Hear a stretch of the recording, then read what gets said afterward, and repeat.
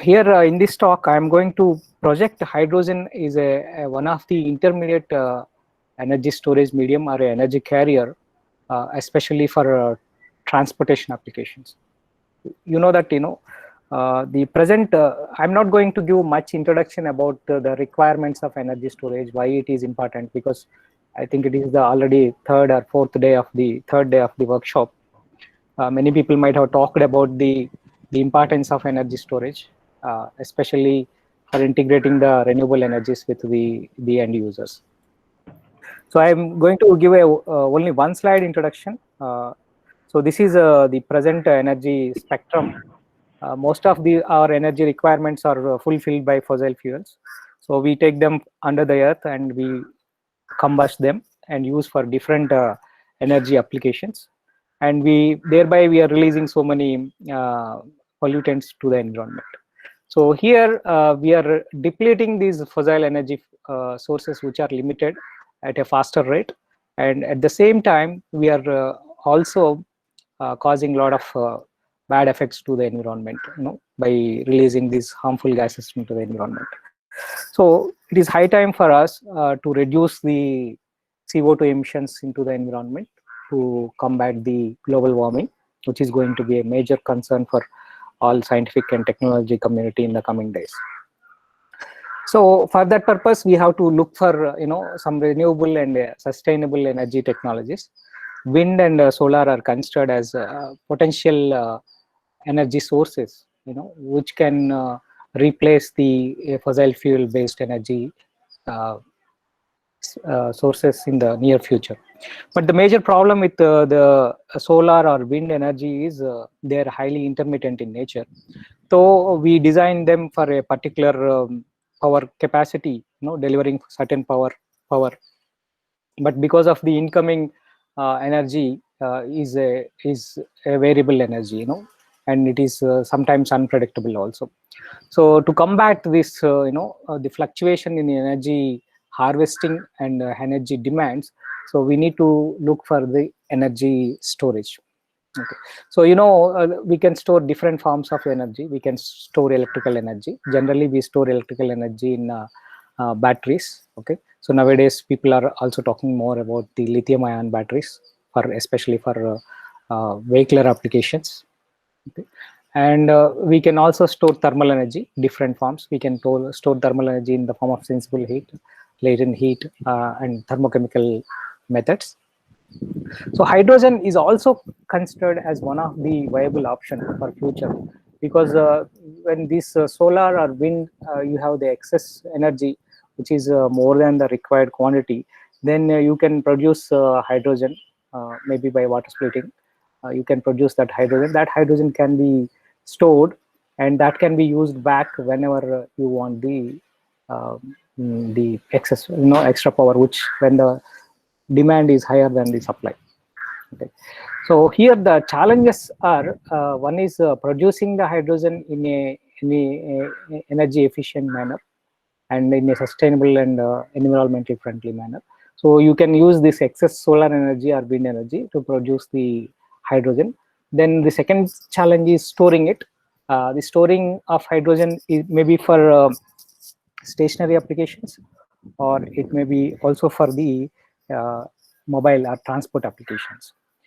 Then again, using that hydrogen efficiently for converting to the required form, maybe electricity, or for vehicular applications or stationary applications. Okay, general power applications.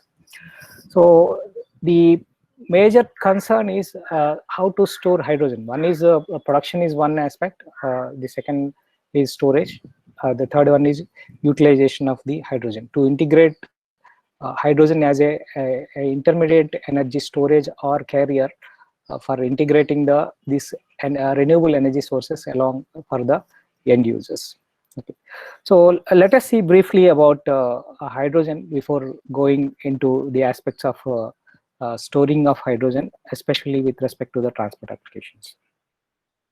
So we know that when we consider hydrogen as a intermediate fuel, okay, intermediate fuel means this is not an energy source because hydrogen is abundant it exists along with oxygen in water. It exists with hydrogen in hydrocarbons. But when you want to separate hydrogen, you have to use some production methods.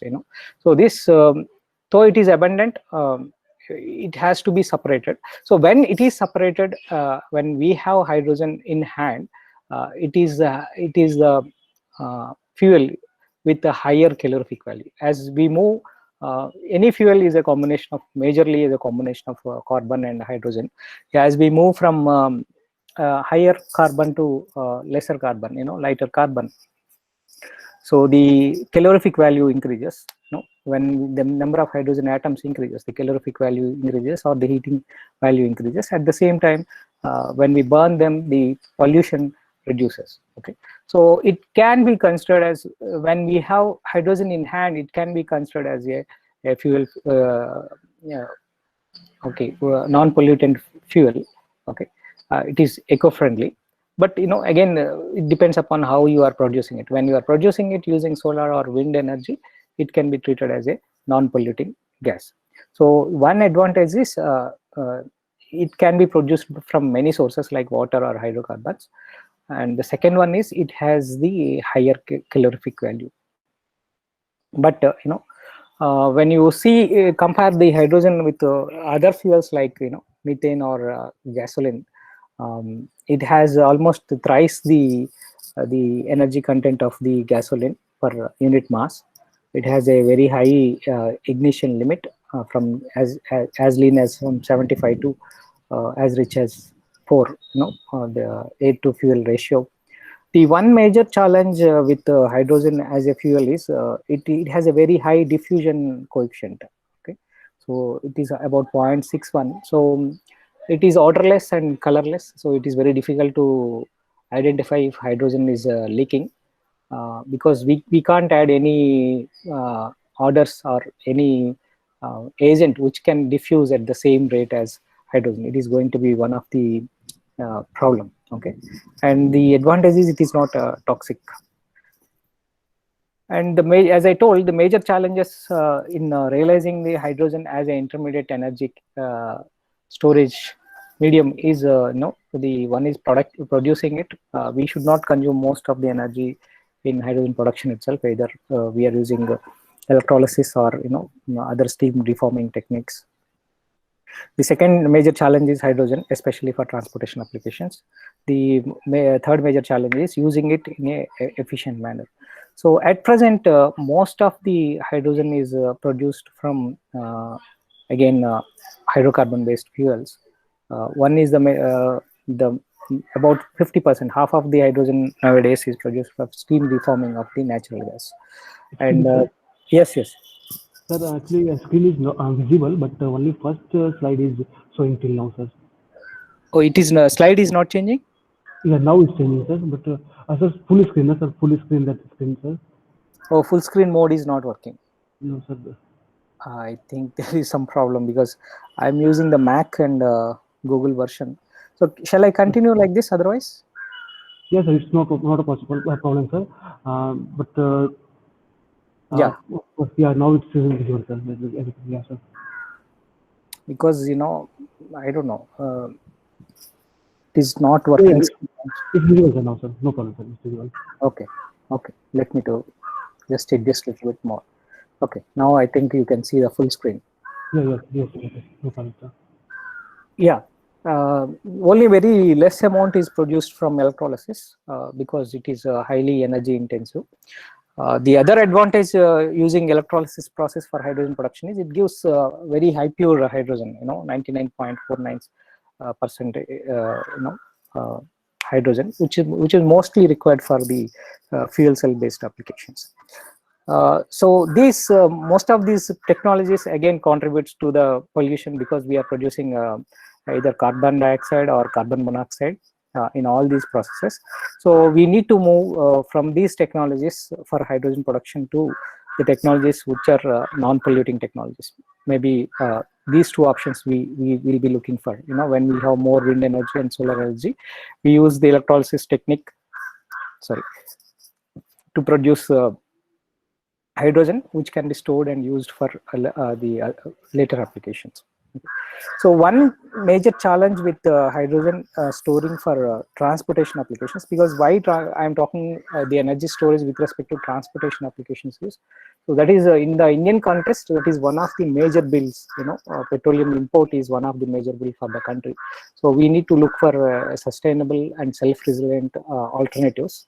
So in that case, either we can go for the electrical storage or fuel cell based vehicles, or electrical vehicles or fuel cell based vehicles.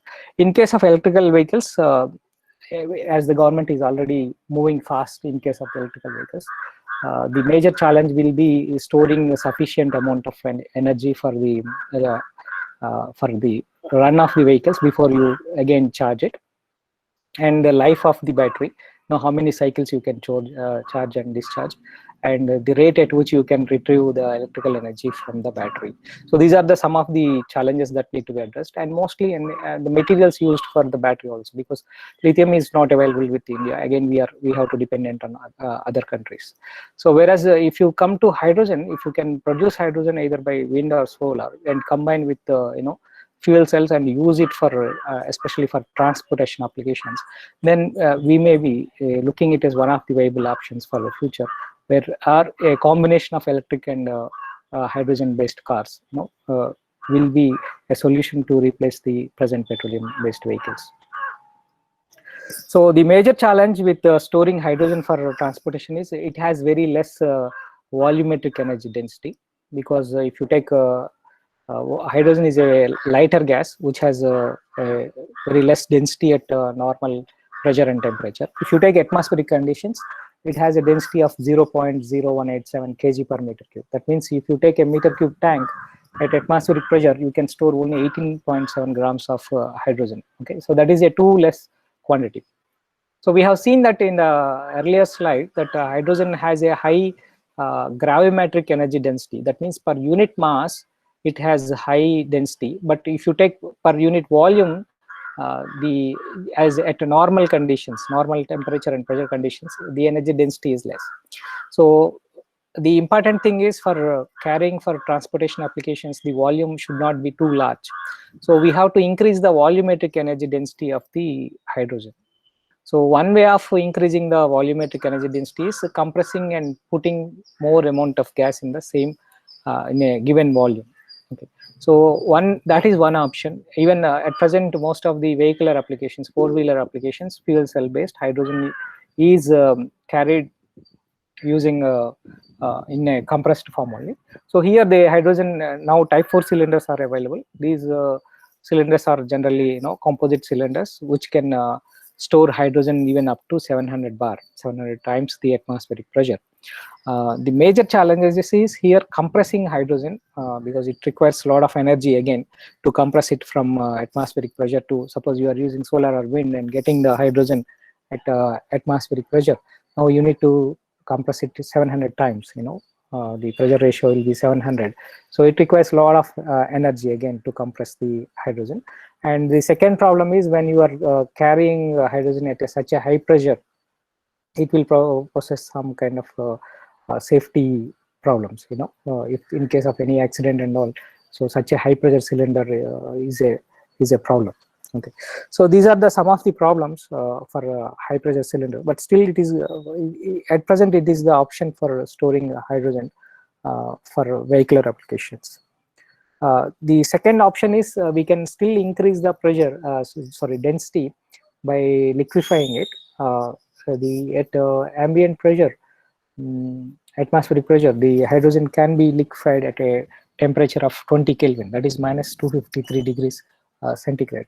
Okay, such a low temperature, but taking the hydrogen to such a low temperature requires cryogenic systems.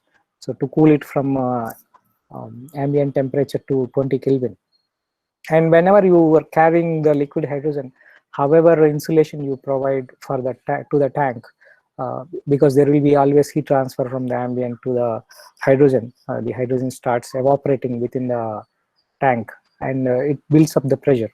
The pressure should not go beyond a certain safety level. So we have to install a safety valve which opens up whenever the pressure goes beyond a certain level. So then the hydrogen goes off, it vaporizes and it leaves off. So that is called boiling off losses. Okay. So when we want to carry liquid hydrogen, the major problem is attaining. It requires a lot of energy to take it to such a low temperatures. And the second one is the boil off losses. But however, liquid hydrogen is still used for space applications. And now Airbus also came up with this using liquid hydrogen for their running the aircrafts. They have launched this program, so they are planning to launch the first aeroplane running on hydrogen by 2035. Then they are going to use again. They declared that they are going to use liquid hydrogen for vehicular applications, sorry, aircraft applications. And the third option for storing hydrogen is storing in solid state. In solids, hydrogen can be stored either by physisorption or by chemisorption. So physisorption is a physical phenomena where the hydrogen molecules sticks on to the surface of the molecule, solid molecule, forming a weaker bonds. So here the surface area, pore size of the solid materials plays a vital role, how much it can store hydrogen. And in case of chemisorption, the hydrogen, most of the times it dissociates into atoms, then it goes into the interstitial space of the solid molecules, and it forms a chemical bond with the solid particle. Okay, so the physisorption generally occurs at low temperatures. So most of the materials studied for physisorption are carbon-based. Either it is a single-walled carbon nanotubes or multi-walled carbon nanotubes, or graphene or graphite. In different forms, carbon was used, because carbon can contain a maximum amount of hydrogen in solid state, because it has 4 valency electrons which can combine with 4 hydrogen atoms. So thereby, per unit mass, it can contain more amount of hydrogen. So here, chemisorption based hydrates are generally heavier metals, or even some light metals like lithium and magnesium can also store some hydrogen in it. So a lot of research has been gone in physisorption and chemisorption based materials to study the hydrogen storage characteristics.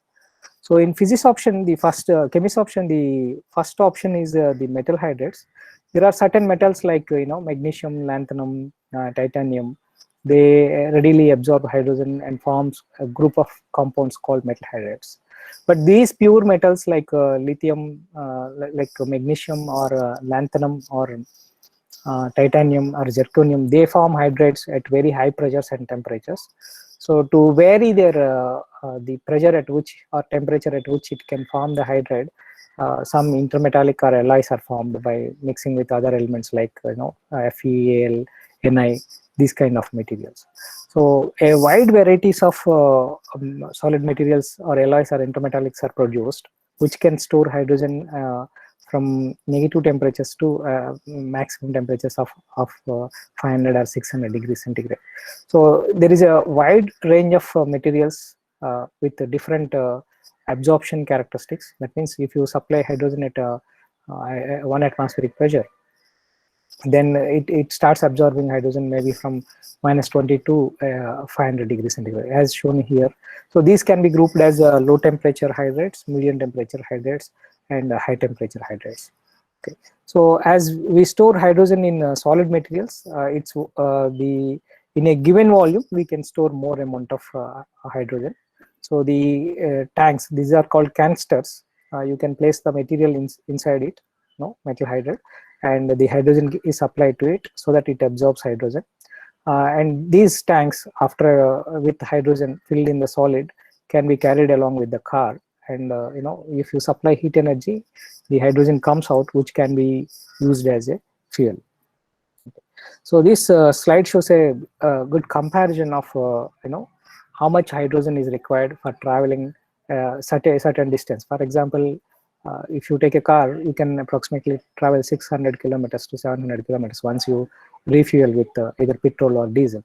So when we are using electrical cars or hydrogen based cars, we will also look for the similar mileage, same distance we want to travel for one filling of hydrogen or one charging of electrical battery. Okay. So this shows a comparison of different volumes.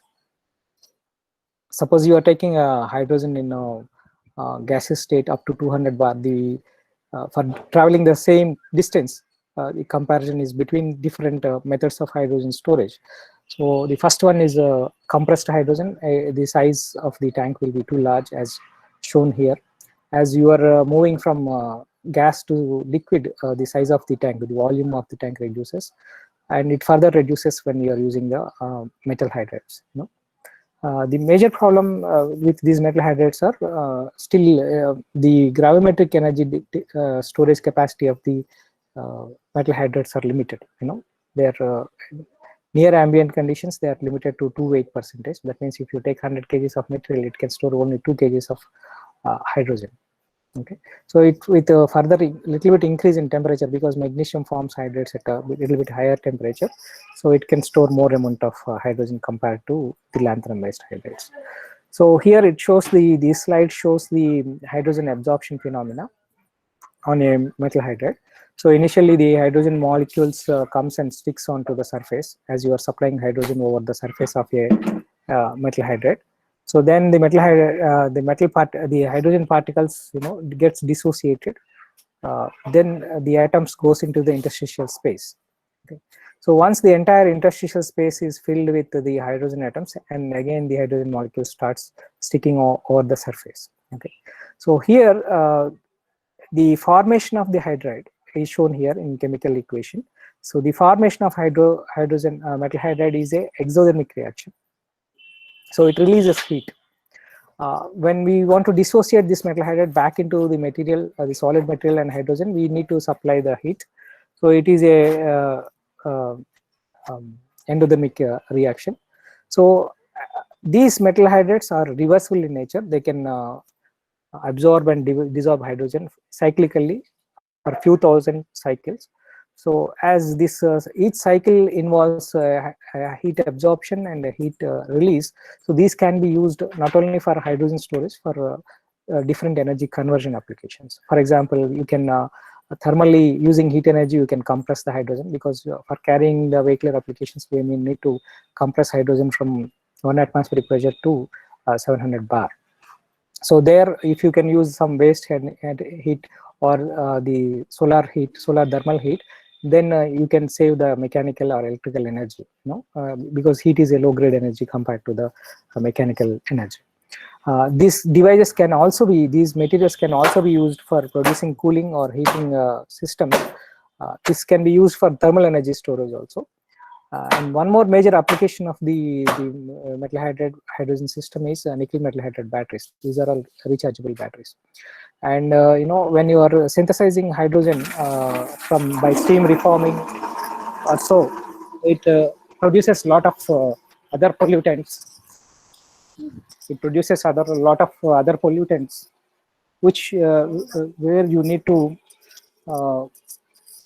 separate or purify the hydrogen. So metal hydrides can also be used, because while absorbing, they selectively absorb hydrogen, so the remaining gases goes out.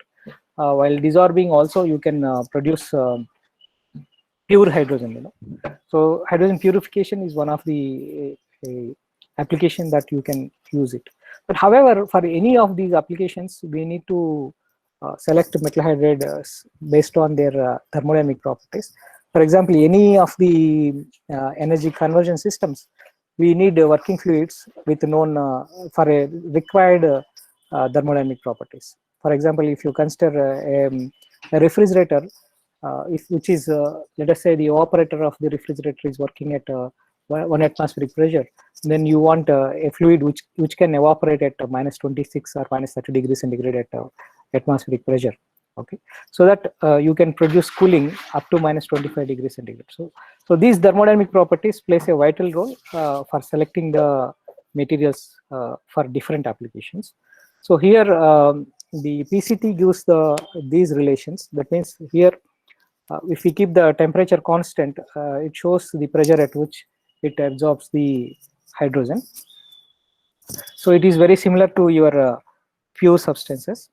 So if you take the material in a canister and start supplying hydrogen to it, so initially the hydrogen starts accumulating over the surface of the material. At a certain pressure, the hydrogen dissociates and goes into the interstitial space of the material. So there the pressure remains constant even though you are supplying continuously hydrogen, because all the hydrogen is going into the interstitial space, thereby forming the hydride, metal hydride. So once the interstitial space is filled, again the hydrogen starts accumulating over the material, so thereby the pressure builds up. Okay, so this is an isotherm which shows a relation between the hydrogen content within the material and the pressure within the canister. Okay. So if you increase the temperature, the pressure at which the metal hydride forms also increases. It shows like a, the dome shows like a the phase change process of a pure substance. So if you take a pure substance, maybe liquid to vapor interaction, the left side of this line it is liquid, the right side of this line it is vapor. In between it is a mixture of saturated liquid and saturated vapor. So here also it shows the left side it is the material is in metal alloy or intermetallic. Here it starts forming hydride, and once it gets saturated again, this side here it becomes completely metal hydride.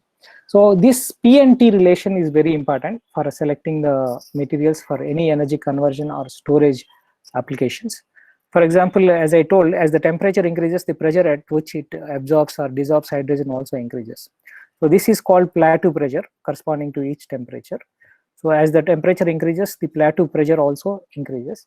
So this data, the PT relation of metal hydride can be used to estimate the enthalpy of formation or entropy of formation. It shows theoretically how much heat is released when hydrogen is absorbed by the material, or how much heat you have to really supply to dissolve the hydrogen. So this data can be used for building a metal hydride based hydrogen compressor. As I told here, the thermal energy is used to compress the hydrogen. Suppose you take the metal hydride, which can absorb at 1 atmospheric pressure at ambient conditions of, let us say, room temperature 30 degrees centigrade. So now you are circulating a fluid at 30 degrees centigrade through the metal hydride bed. So thereby you are keeping the metal hydride bed at 30 degrees centigrade. Now it absorbs hydrogen at a low pressure, okay, that is 1 atmospheric pressure.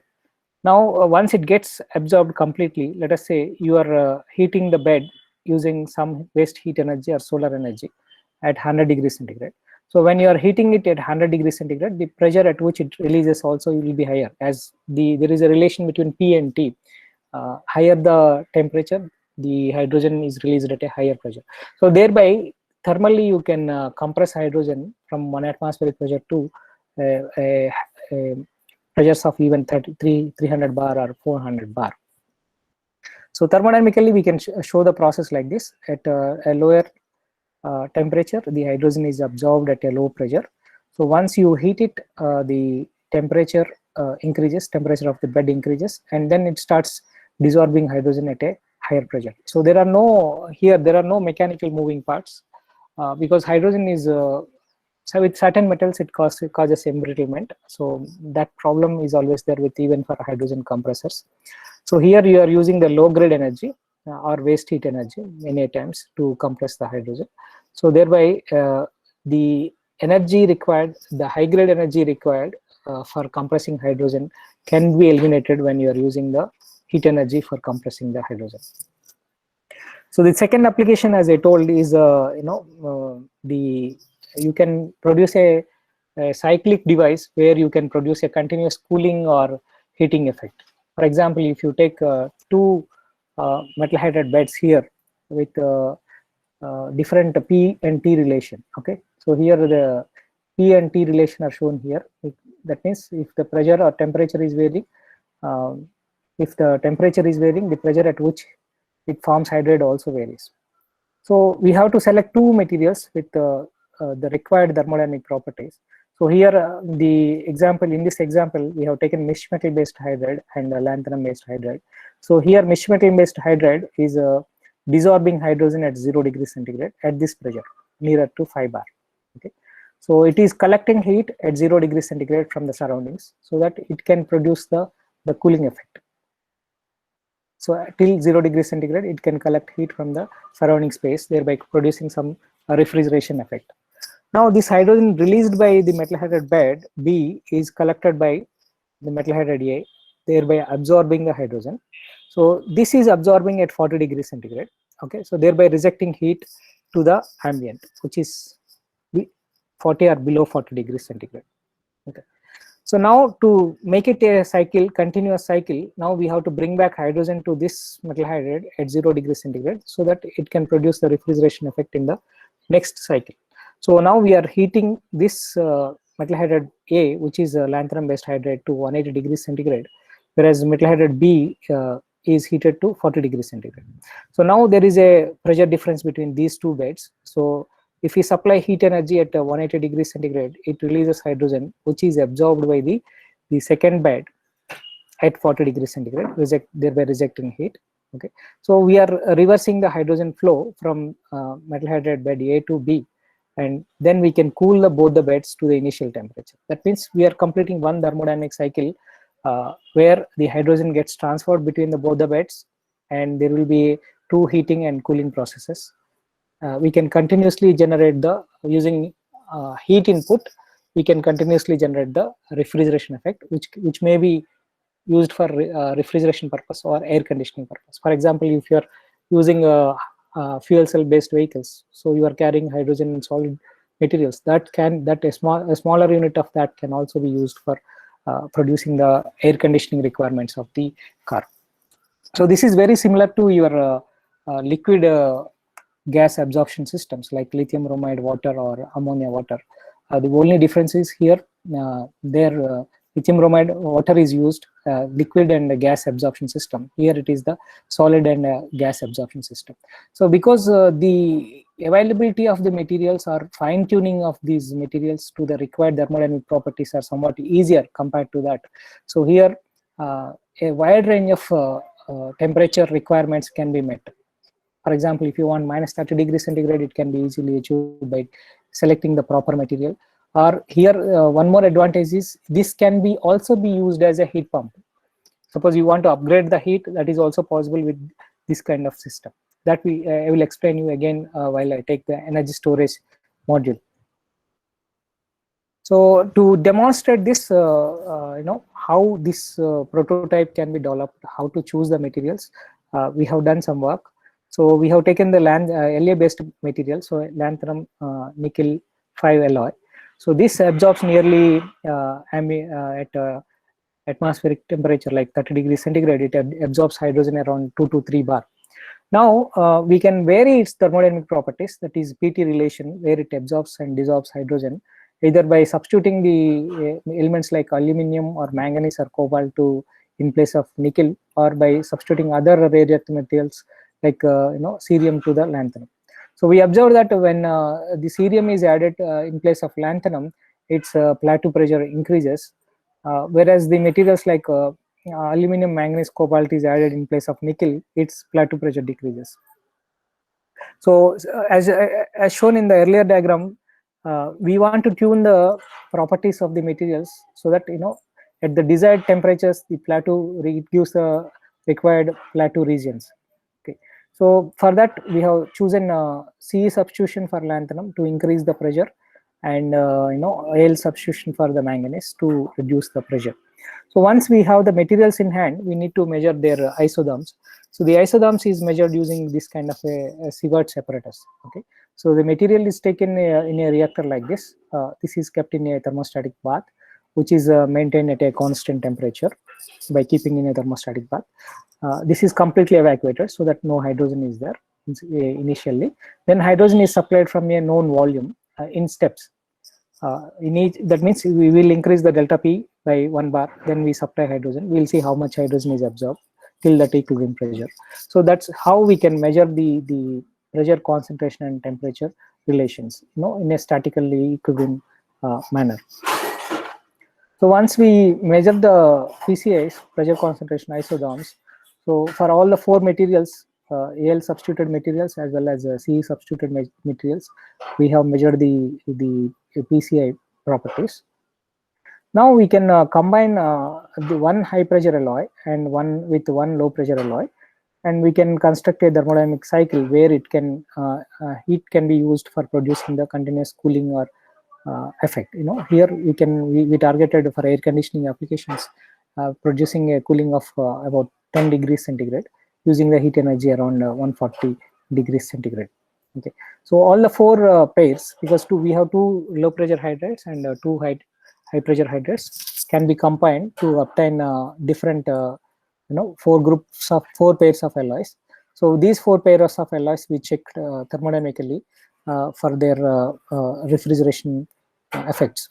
Okay, so we have obtained the COP and specific cooling potential, okay, for the specific cooling capacity for these pair of alloys. So these are comparable with the liquid absorption systems around 0.8 theoretically at least. Okay, still we can optimize the material configurations or fine tune the material composition to obtain the required thermodynamic properties. Now we need to do engineering, proper engineering, heat and mass transfer design of these reactors, because it is a solid gas reaction is happening in the reactor. We have to design the reactors with the proper heat and mass transfer characteristics for obtaining the or building these devices. So the third application of these devices is the thermal energy storage. As I told, thermal energy can be stored either by sensible method or latent heat method, or thermochemical energy method. In case of sensible heat energy storage, we simply raise the temperature of a material. Maybe water can be used, or some kind of salts, or the iron or materials. These kind of materials are used. You supply heat energy whenever you have excess heat that raises the temperature of the material. Whenever you want to retrieve it, you supply the cold fluid through it, so that it collects the heat energy from that material. So here there will be a continuous degradation of energy, as the heat energy will be, the heat will be transferred to the surroundings, which are at a lower temperature. So the temperature keeps on reducing. The second method is latent heat storage. You know that a pure substance undergoes a phase change when you are supplying heat, and when it is reverse is happening, you can retrieve the heat. The third method is thermochemical energy storage, where you supply heat to the a compound, and it gets dissociated into two compounds because of the exothermic nature of the process. So when these two compounds combines back again, you will retrieve the heat from it. Okay, so ammonia is one of the best example for thermochemical energy, where you dissociate into nitrogen and hydrogen. When these combine back together, you can produce the heat energy again. So the same principle can also be used for this metal hydrogen systems. So when you have the excess heat, you supply it to the metal hydrate, so that the hydrogen gets dissociated. It can be stored in a cylinder. When you want to retrieve the heat, supply this hydrogen back to this material, so it absorbs the hydrogen, thereby it releases the heat. That heat can be collected by the coolant. Okay, so here the major advantage is the energy density is very high, the storage density is very high. For a given volume or for a given mass, you can store more amount of energy. Then if you can supply this hydrogen at a higher pressure, the temperature at which you retrieve the thermal energy is also higher. Okay, so we have studied some materials which are useful for storing the thermochemical energy storage. So here the thermal energy is stored from room temperature to as high as 500 degrees centigrade. That is one of the major advantages with the metal hydride based thermal energy, and it won't lose the energy won't get degraded, because you can supply the hydrogen at a higher pressure to retrieve it. Of course, it requires some energy to compress the hydrogen. Again, as I told, it can be combined with the thermal compressing of the hydrogen, and you can supply hydrogen at a higher pressure and retrieve the thermal energy at a higher temperature than at which you have stored it.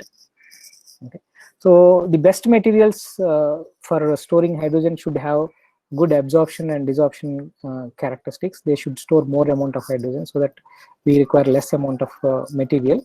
The reaction enthalpy should be high, so that you can store, for a given material, you can store more amount of thermal energy. It should have good cyclic stability. The material should not disintegrate, or it should not lose its chemical properties as you are storing, absorbing and desorbing hydrogen for multiple times.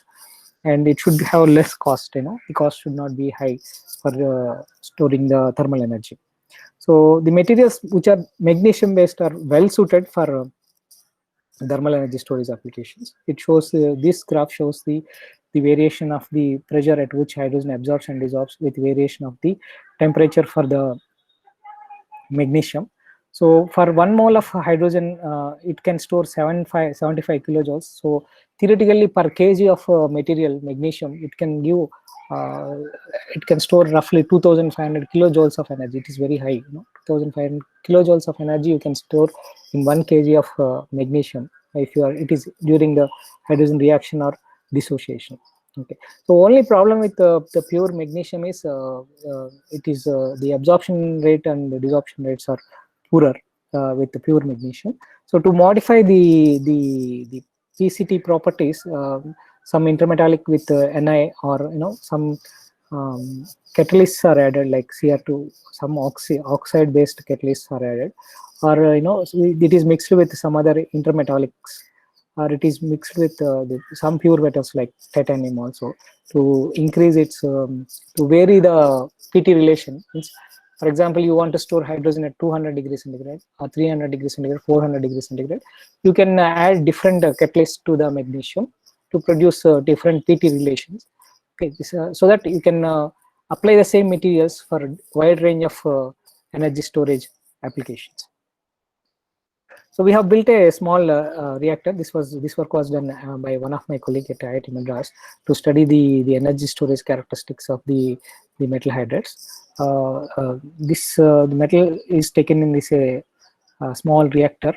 So through this is the outer the coolant is or hot fluid is supplied through the outer jacket. There will be a jacket over it, and hydrogen is supplied through this filter, which is placed inside along the axial direction. So you can obtain a absorption or desorption reaction within this metal hydride bed, and thermocouples are placed to continuously monitor the temperature, rise in temperature of the metal hydride bed during hydrogen absorption, or reduction in temperature during the hydrogen desorption. So you can build an experimental setup like that, where you can monitor the flow rate of hydrogen, and you can circulate the hot fluid or cold fluid using thermostatic baths, or you can use a oven, and thereby you can monitor the rise in temperature of the fluid as it is passing through the metal hydride bed. Okay, so during the absorption, obviously there will be heat release, that is the temperature of the fluid will rise, that is you are retrieving the heat energy. During the supply of heat energy, the hydrogen is dissociated, which is stored in a tank. So the materials are tested, different materials are tested, and it is found that the hydrogen, there will be if you initially the bed temperature is 150 degrees centigrade, if you supply hydrogen, the temperature increases as high as to 350 degrees centigrade. Okay, so a part of the heat can be retrieved at such a higher temperatures, even though the bed is maintained at 150 degrees centigrade. So thereby you can measure the amount of heat can be stored, how much heat can be stored, at what rate you can retrieve the heat using these kind of experiments. So the major challenge with the energy storage or energy conversion devices using the hydrogen and metal hydride is the heat and mass transfer characteristics of these beds. So generally, as the hydrogen is absorbed and dissolved, the particle size reduces, because of the disintegration of the particle, the solid particle, it goes down to few microns. So whenever we have the solid bed with such a lower particle size, the conductivity reduces, because the solid to solid contact reduces, because of the conductivity of the bed reduces. So this is the conductivity plays a vital role for the heat and mass transfer aspects of the bed. Okay. So it is important to have data on the conductivity of the beds and how it influences the heat and mass transfer characteristics of the bed. So there are different methods which can be used to measure the thermal conductivity. Some are steady state methods. You produce a one-dimensional heat transfer either in radial or axial direction, and you quantify that heat transfer to the bed and measure the temperature gradient within the bed. Using that, you can estimate the thermal conductivity. The second method is the transient method. You use a transient heat conduction equation to estimate the thermal conductivity of the material. So we have constructed a one-dimensional study heat transfer technique. So here we have placed a heater in the axially at the center in the metal hydride bed, and it is cooled by circulating a coolant through the periphery. So here we supply the heat, by supplying electrical energy to the heater. So this heat is conducted radially outwards. By placing the insulations here, we minimize the heat transfer in the axial direction. So if you know the heat transfer along the radial direction, and by measuring the temperature gradient along the radial direction, we can estimate the effective thermal conductivity. So this cell is connected to the experimental setup so that we can vary the pressure of the hydrogen within this reactor, and we can also vary the concentration of the hydrogen. So thereby we are able to calculate, measure the thermal conductivity, effective thermal conductivity as a function of concentration and pressure while hydrogen is absorbed by the material or while hydrogen is dissolved by the material. So we have observed that the thermal conductivity is very less. We need to work on it to increase the effective thermal conductivity. So either we can increase the bonding between the particles to increase the thermal conductivity, or we can insert some higher thermal conductivity materials into it. These are some of the techniques we have studied from the literature. From that, we have made some compacts of metal hydrides by inserting the copper structures into it, so that we can increase the heat transfer in the radial direction. Thereby, the heat conduction through the bed can be increased. So we have constructed three types of beds: one with pure powder bed, the second one without copper wire mesh, the third one with copper wire mesh. And we have studied the variation of the effective thermal conductivity. As the gas pressure is varying, of course, the concentration also increases. It shows a tilted S-shaped curve, the variation of the effective thermal conductivity with the gas pressure. At a lower pressure, the Knudsen number is very less. Okay, the gas collisions won't contribute to the conduction. So when the Knudsen number becomes of the order of 1, that means the mean free path of the gas particles becomes equal to the particle size or the void size. They start contributing to the conduction of the heat. Thereby, in this region, there is an increase in effective thermal conductivity with increase in pressure. So once it gets saturated, once the pressure increases, then the further collisions won't contribute to the increasing effective thermal conductivity of the beds. Okay, so we have seen that with these compacting and inserting the higher thermal conductivity materials has really increased the effective thermal conductivity of the beds. So once we increase the thermal conductivity, it is interesting to study the heat transfer characteristics of the bed. So this is nothing but a heat exchanger which contains the material, and the gas is flowing through it. Gas is absorbed in it. So in that, how fast you can remove the heat or how fast you can supply heat to it determines the cycle time of hydrogen absorption and desorption. So either these can be liquid cooled, or they can be gas cooled. So we have taken the heat exchangers both liquid cooled and gas cooled. So in case of liquid cooled, we have taken a shell and tube kind of heat exchanger. This work was done by one of my colleague, Dr. Mohan at IIT Madras in R&D lab. So the hydrogen is supplied through these smaller dots. These are the filters, and this is the heat fluid which carries the cold fluid or hot fluid through it, and the remaining shell is filled with the metal hydride material. Okay, so these two are taken for the gas cooled applications. Okay, so where the metal hydride is taken here, and you have a tube in which the metal hydride is placed. Centrally, the hydrogen is supplied in the core, and you have the fins around it to cool to supply the hot fluid or cold fluid, and the heat transfer is taking place within this bed. So to study the rate of heat transfer or the rate of hydrogen absorption desorption, you need to solve the continuity equation, energy equation, diffusion equation continuously. So we have used a COMSOL model to study the rate of absorption and desorption. So this shows the shell type. Initially, it is the blue color shows the material, and the red color shows the metal hydride after absorbing the material hydrogen. So the process can be seen like this.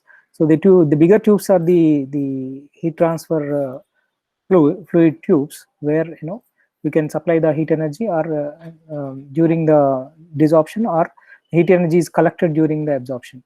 So you can see that the nearer to the heat transfer regions, the saturation will be faster. The rate of absorption is much faster, because the driving force will be higher, as the temperature is maintained almost constant near the uh, surface of the coolant or hot fluid. Okay, so the similar studies we have done for the other air cooled plate heat exchangers, or the radial heat exchangers. So thereby we need to minimize the total volume and total mass of this hydrogen storage device. The configuration, what is the tube size, optimal tube length and tube size, what is the optimal the shell diameter, and what is the optimal configuration. By optimizing all these parameters, we should be able to optimize the overall size, that is mass and volume of these hydrogen storage devices. So once you have the stored hydrogen, the generally we use with the fuel cell applications.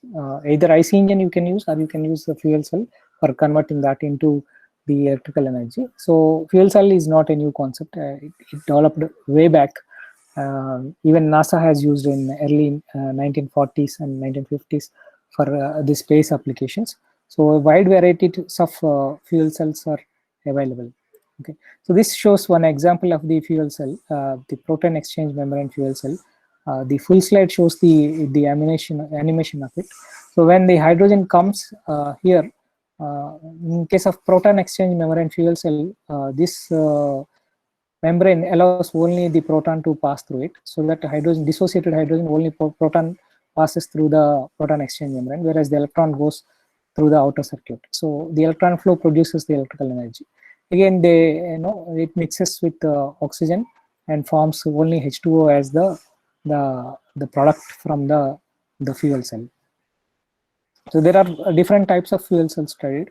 So these are all here they're placed as in the increasing of order of their temperature, operating temperature. So we have proton exchange membrane fuel cells, which operate nearer to the ambient conditions. The phosphoric acid fuel cells, then alkaline fuel cells, molten carbide fuel cells, and solid oxide fuel cells. Okay, so these fuel cells, mostly these higher temperature fuel cells, are used for stationary power generation applications also. So the major advantage with the fuel cells is it has very high conversion efficiencies. Conversion efficiency are very high compared to the conventional engines like diesel engines or steam turbines or combined fuel gas turbines. Theoretical efficiency of around 65% can be achieved with hydrogen-based fuel cells. So each fuel cell gives very little voltage only, the current only. So a staggering of fuel cells can produce even high power applications, power generation applications up to 1 megawatt. The fuel cell can be staggered together.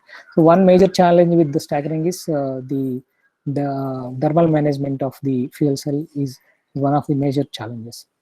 So once we can realize this hydrogen as an energy carrier, the overall energy spectrum can be look like this. So here you produce hydrogen either by solar or wind, nuclear or fossil fuel with carbon capture technologies, so that you can produce hydrogen in a cleaner or sustainable manner. Then this hydrogen can be used for different applications, either power generation or transportation applications. Thereby you are not producing too much of pollution at the end usage. You are producing only water, and that water goes to the environment. Again, you are taking oxygen from the environment. So while you are generating a hydrogen, you are separating the oxygen and releasing to the environment, and you are taking water from the environment to produce the hydrogen in a environmentally friendly manner. So this is one model that may work for the future. The other model is combining both hydrogen and electricity as the intermediate energy storage vectors.